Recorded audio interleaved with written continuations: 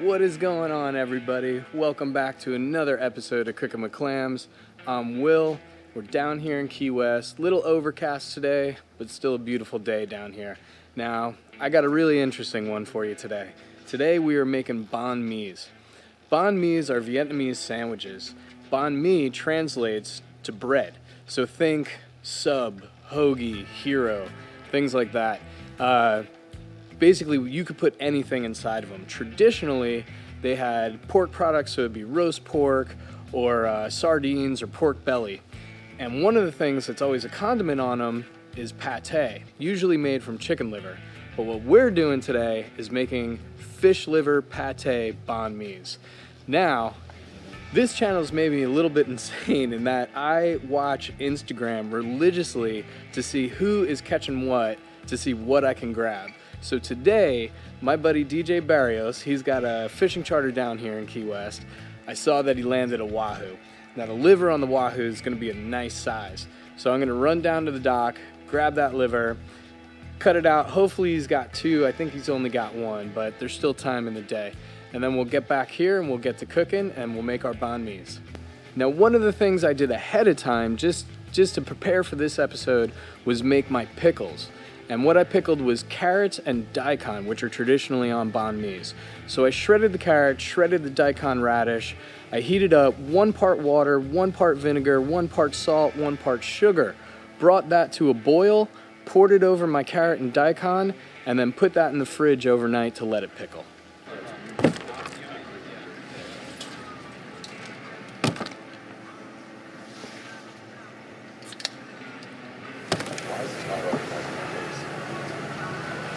Mask. Yeah. That's it right there, isn't it? Yep. Could be.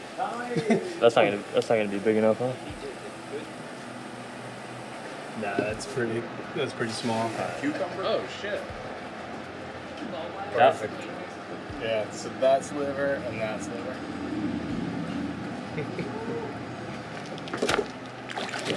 What my graceful fucking slide here. So we're on stop number 2 to pick up our fish guts.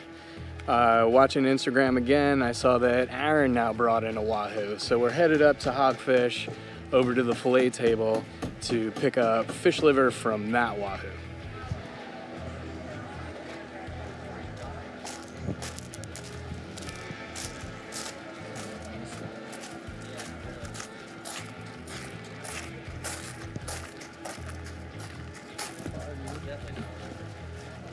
This is a liver, right? That is a liver. I was a biology major. Yeah, I lied, I didn't go to college. that's it. What is this? Lung? No, that is the second stomach, believe it or not. So it goes through the first stomach, digests, and then goes through all this. Isn't that weird? I don't believe you. Believe it. That sounds false. Sounds better than a lung, though. We're back at the house and we're ready to make our fish liver pate.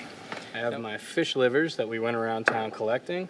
Garlic, shallots, yellow onion, thyme and rosemary, mushrooms, sea salt, pepper, white wine, and butter. Very simple. Now one of the things is that's interesting is a lot of times influence of other countries shows itself really in food. So there was a big French influence in Vietnam, and where that translates is this sandwich is actually usually on a baguette and the pate itself. So one of the things we're gonna do to keep it French, we're only using butter, no olive oil. So I'm gonna start with big old pat of butter here. Wait for my pan to heat up a bit because I want it to be medium hot because I want everything to brown. I don't want it to be a light sear because I want it to be rich. It's gonna be so rich and everything else on the sandwich is gonna cut through it.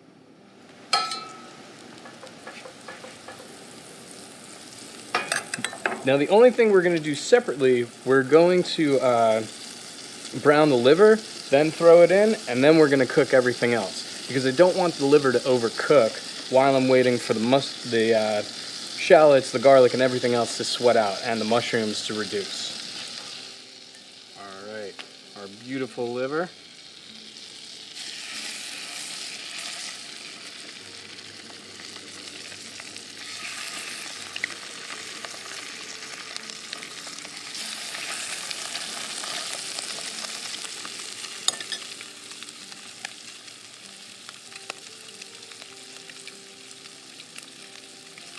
The herbs I'm gonna add at the last moment because I don't want them to cook. I just want the heat to release their oils, but I don't want to throw them in raw into my blender either. I want them to release into the butter that's in the pan, and that way it'll spread throughout the pate a little bit more.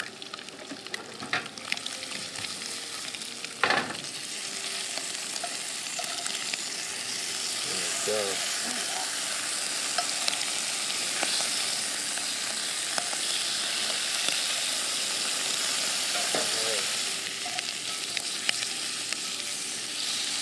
Those are ready to go into our blender.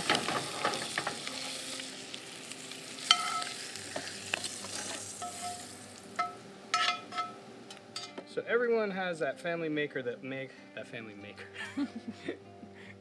everyone has that family member that makes a particular dish that really stands out, whether it's your grandmother's pork chops or whatever it is. Mine is my mother's chicken liver pate. And that is really, oh, we forgot a liver there. How could you not tell me? Oh, I didn't even notice. All right. Like blend it in with We'll throw him in with the mushrooms. That's the Cyril mackerel liver. But yeah, my mother's chicken liver pate is one of the best things in the world. And that is what I'm modeling this after. So I know it's not exact, so she'll probably tell me all the things that I missed and should have done or didn't do. But close enough, Mom, all right? Now the mushrooms, same thing. I want them to brown, and I want them to cook down and release a lot of their liquid.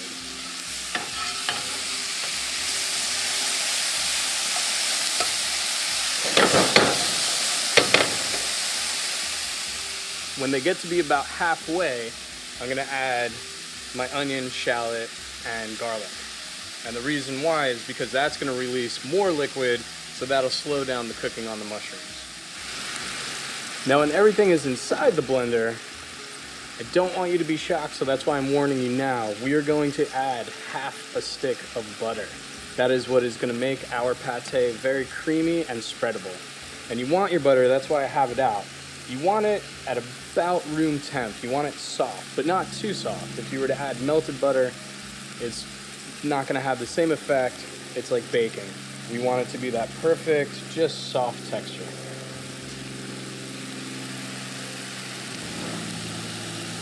Garlic, shallots.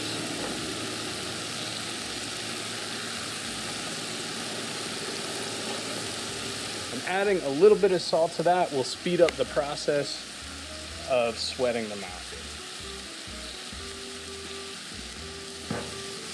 So as you can see, my mushrooms have taken on color. They've cooked down.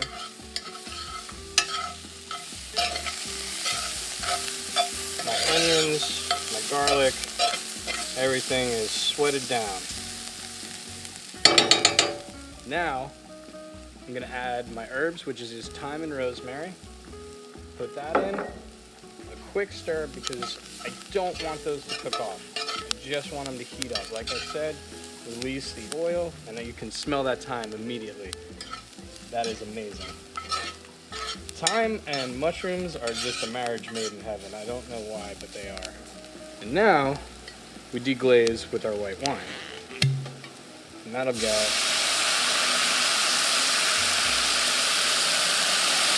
everything off the bottom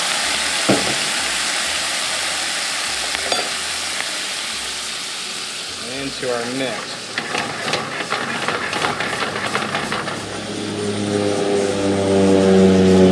Now that, I want the alcohol to cook off.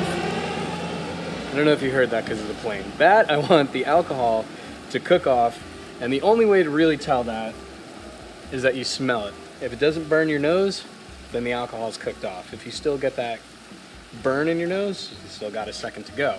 And the wine, I don't want it to be soup. I want it to be just enough liquid so that this blends easily. So I think I used about a cup there.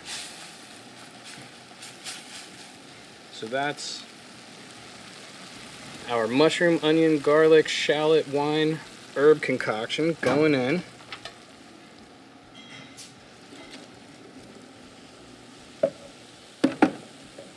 Do that the other way so that you can see.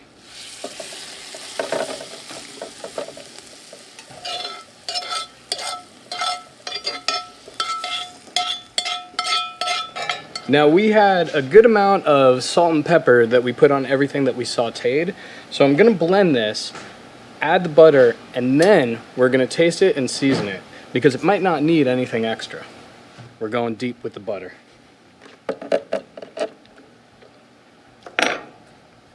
Now, if your pate is a little bit too thick, you can actually add a little bit of chicken stock or mushroom stock or anything like that. I wouldn't go as something as deep as beef stock. I go a little bit lighter so that the liver taste could shine through.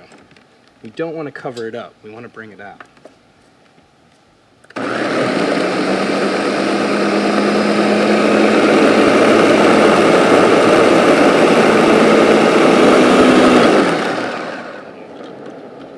So another thing that's important is that we're not trying to liquefy this.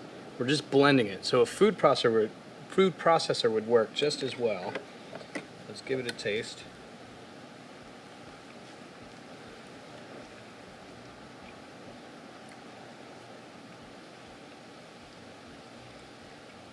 It has the most subtle fish flavor. It tastes like chicken liver pate. I mean, if you gave it to someone, they wouldn't say, oh my God, that's so fishy. But it has a taste in the back that is kind of hidden. It's delicious. It needs maybe a little more butter. And then the other thing to this is when we take it out of here, we're gonna put it in the fridge, let it cool down completely, and that'll make it more spreadable. I wouldn't want to put this on the sandwich just yet because it's still a little bit loose and a little bit liquidy.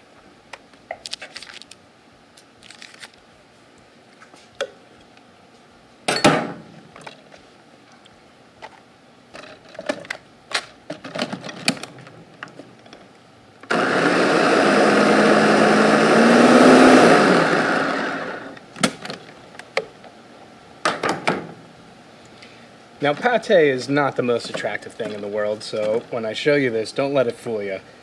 It's just round goop. It's not, it's not really pretty, but we're gonna dress it up and make it look real good on our sandwiches. But that is our pate. Now I'm gonna put that in the bowl, put it in the fridge, and then we'll come back here and make our pates. Now it's time to make our banh mi. I let my pate chill down. Take a look at that. Again, like I said, not the most attractive thing in the world, but it is delicious. So with the banh mi, we have jalapeno, cucumber, cilantro, a little bit of chili paste, the pickles that I made ahead of time, which is carrot and daikon radish, my mini baguette, and Hellmann's. Because traditionally, they do have mayo on them. Also, this sandwich traditionally would have cured sardines on it. But I'm gonna leave the sardines off because I really, really want to showcase the pate.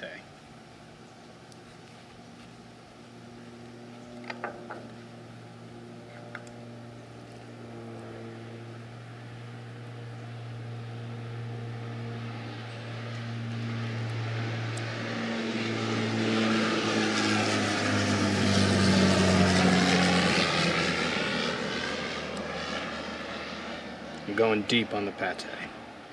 We got enough of it.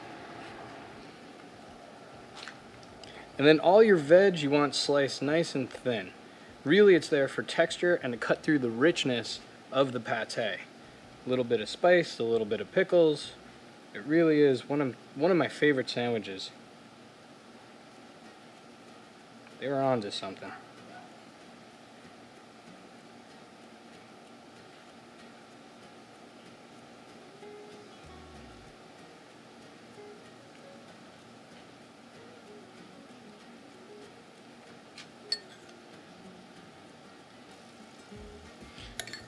And if you're not into spicy, this might not be the sandwich for you.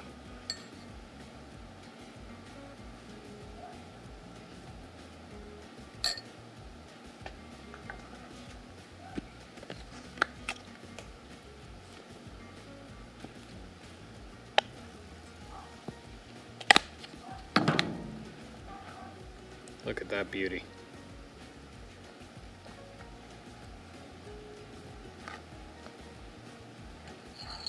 We want the cross section. Now it's also important to cut it at an angle, and the only reason why is because it gives you more sandwich. It's a scientific fact. If you cut it straight across, you don't get as much sandwich. I'm gonna lose half the sandwich out of this side here. Normally you would wrap it in wax paper to cut it nicely.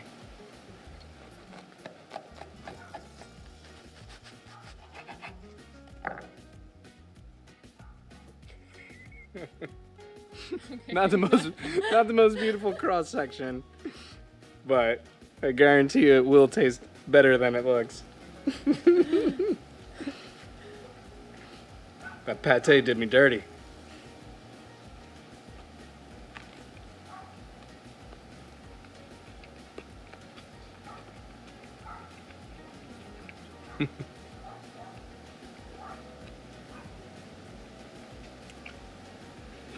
The pate is so rich, so earthy.